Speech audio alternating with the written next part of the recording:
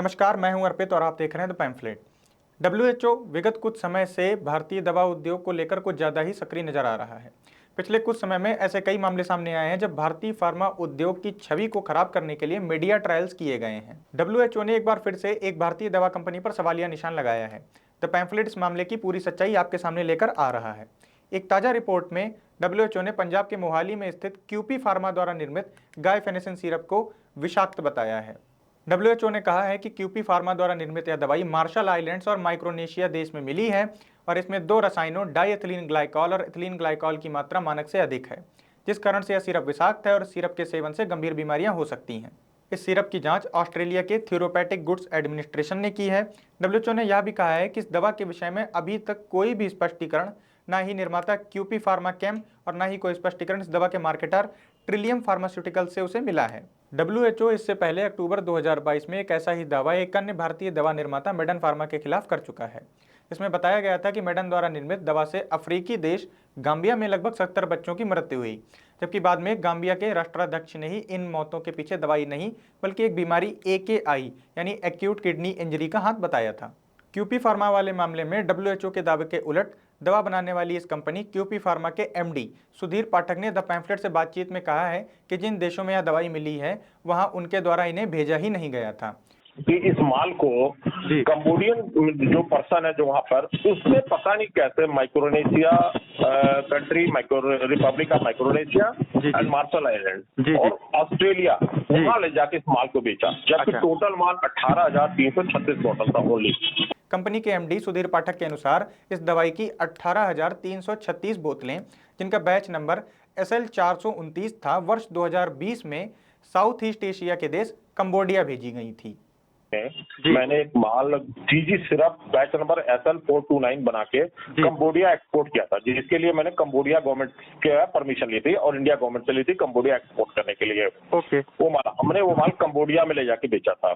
Cambodia में क्या हुआ है कि इस माल को कंबोडियन जो पर्सन है जो वहां पर उसने पता नहीं कैसे Micronesia country Republic of Micronesia and Marshall Island और ऑस्ट्रेलिया वहां ले जाके इस माल को बेचा।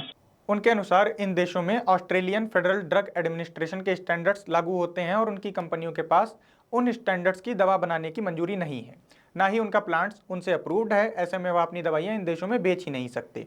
क्यूपी फार्मा का कहना है कि असल जांच इस बात की होनी चाहिए कि दवाओं का यह बैच भला कंबोडिया से इन देशों में पहुंचा कैसे, और अगर पहुंचा भी तो इन देशों के कस्टम्स ने बिना जांच के इस बैच को अंदर कैसे आने दिया। कस्टम से पूछना चाहिए कि भाई आपके यहाँ ये माल एंटर कैसे किया। आप बताएं ना, जवाब तो वो देगा सर कि ऑस्ट्रेलियन का कस्टम दे या जो माइक्रोनेशिया का कस्टम है वो दे या उनका मार्शल आइलैंड का कस्टम है, कस्टम डिपार्टमेंट वो दे। आप क्या ये जब ये इस माल का डॉक्यूमेंट नहीं है, डॉक्यूमेंट फोर्ज है, तो आप क्या एंटर कैसे किया। हाँ भाई, आपका तो एंड टू एंड ये अगर आपके यहाँ आया है तो आपने कभी भी आपको अगर लगना चाहिए तो हमें भी तो उसकी इन्फॉर्मेशन होनी चाहिए थी।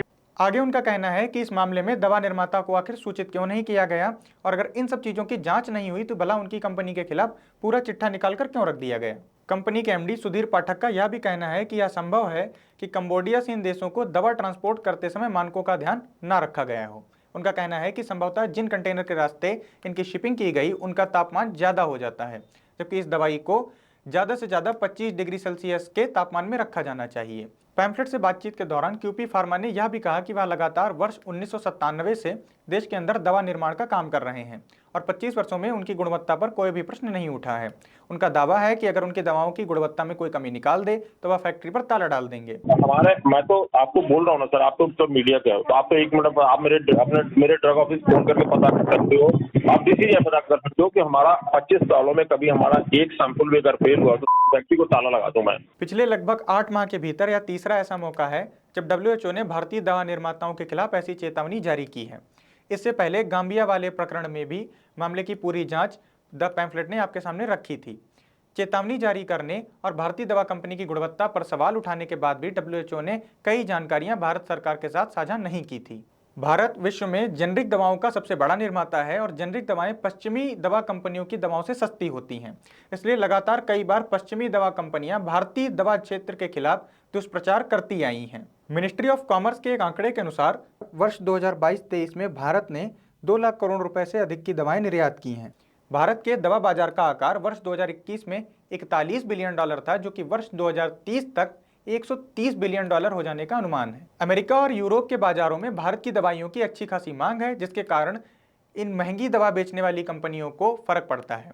ऐसे में भारतीय दवा कंपनियों से इन्हें दिक्कत होना स्वाभाविक है। क्यूपी फार्मा के एमडी सुधीर पाठक ने अपने विरुद्ध मीडिया ट्रायल होने की बात कही है। बिल्कुल, हमारे इंडियन मीडिया वाले जो भाई बंधु लोग हैं वो उस मसाले को लेके खाने लग जाते हैं। भारत की दवा कंपनियों के खिलाफ लगातार ऐसे ही अभियान चलाकर उनकी विश्वसनीयता में कमी लाने के प्रयास किए जाते हैं। उनका कहना है कि पश्चिमी देशों द्वारा अभियानों में भारत के भी बड़े मीडिया हाउस बहती गंगा में हाथ धोकर टीआरपी बटोरते हैं, जबकि इससे सबसे ज्यादा नुकसान देश के फार्मा सेक्टर का होता है। पैम्फलेट ने इस पूरी कहानी के दोनों पक्ष आपके सामने रख दिए हैं। यहाँ पर स्वास्थ्य विभाग को उन तमाम कारणों की निगरानी अवश्य करनी चाहिए कि आखिर क्यों भारतीय फार्मा उद्योग निरंतर विदेशी एजेंडा का शिकार हो रहा है। यदि कंपनी का दावा सही है तो भला डब्ल्यूएचओ ने बिना तथ्यों को जांचे भारतीय दवा कंपनी को दोषी कैसे ठहरा दिया है। डब्ल्यूएचओ से इस मामले में सवाल पूछे जाने चाहिए। द पैम्फलेट भारत की तरफ प्रश्न उठाने वाली ऐसी स्टोरीज की पड़ताल आपके सामने लाता रहेगा। देखते रहिए द पैम्फलेट।